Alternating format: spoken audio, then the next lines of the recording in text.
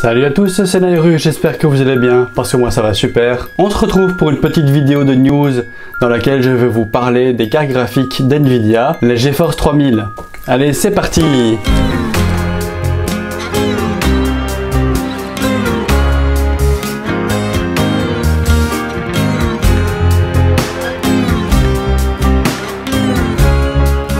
NVIDIA vient en effet d'annoncer sa nouvelle génération de cartes graphiques qui envoie vraiment du lourd. Exit les Super et les TI, mais place à 3 références. Dans un premier temps, nous avons la RTX 3070, 3070 pour les cousins français, qui se hisse au même niveau qu'une RTX 2080 Ti, donc on est vraiment dans quelque chose de très costaud. Ensuite, nous avons la RTX 3080 et au sommet, nous avons la RTX 3090 ou 3090 pour les français. Afin de pouvoir mesurer la différence entre cette génération et la génération précédente, je vous mets un petit tableau. Nous avons en premier lieu la RTX 2070 qui embarque pas moins de 5888 CUDA cœur pour une fréquence de 1730 MHz, épaulée de la mémoire GDDR6 en 8 Go, propulsée par une vitesse mémoire de 16 Gb seconde sur un bus de 256 bits, le tout pour une bande passante de 512 Go seconde. Cette carte graphique non seulement est plus puissante que la RTX 2080 Ti, mais est un petit peu moins énergivore puisqu'on passe de 250 watts pour la Ti à 220 watts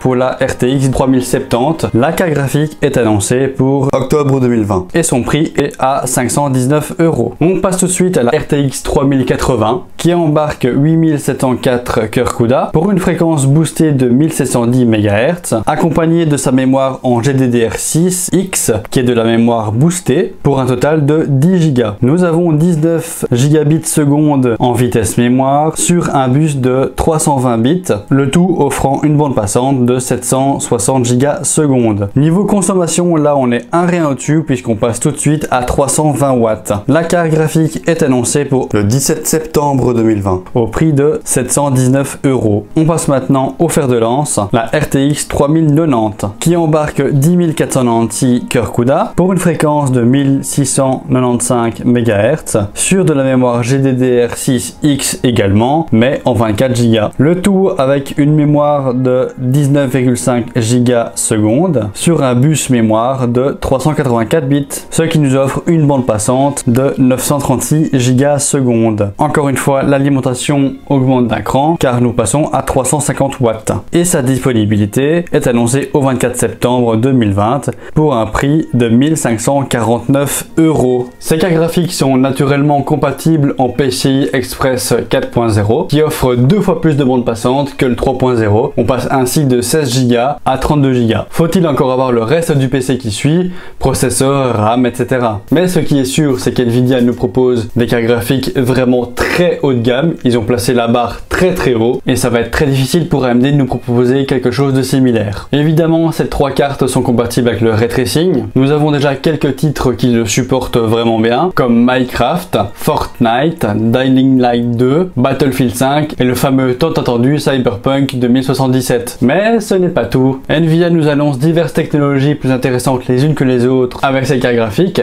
notamment la réduction de la latence de 50% grâce à NVIDIA Reflex, ce qui est assez pratique pour tout ce qui est FPS ou jeux réactifs. Si vous n'êtes pas encore convaincu, je vous laisse avec un petit bout de la vidéo de présentation avec tout un jeu de lumière et d'ombre. C'est vraiment fabuleux.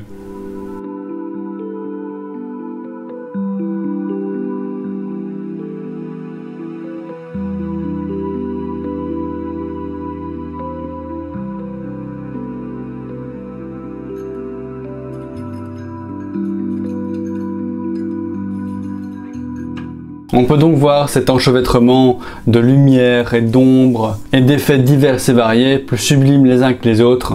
Ça donne vraiment envie de voir ce que valent ces cartes graphiques.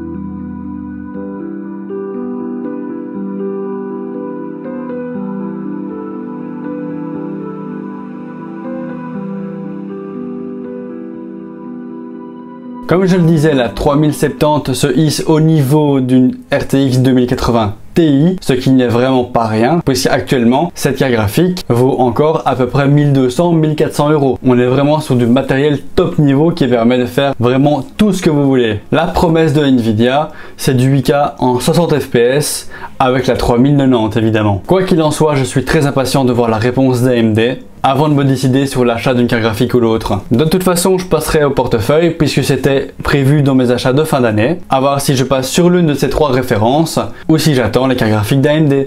Voilà, cette petite vidéo de news est terminée. J'espère qu'elle vous aura plu. Si vous avez des questions, n'hésitez pas à les poser en commentaire et j'y répondrai volontiers. Encore un petit peu de patience avant de pouvoir tester ces cartes graphiques. En attendant, je vous invite à vous abonner à la chaîne si ce n'est déjà fait et à cliquer sur le bouton cloche pour ne rien rater des prochaines vidéos. Moi, je vous dis à la prochaine.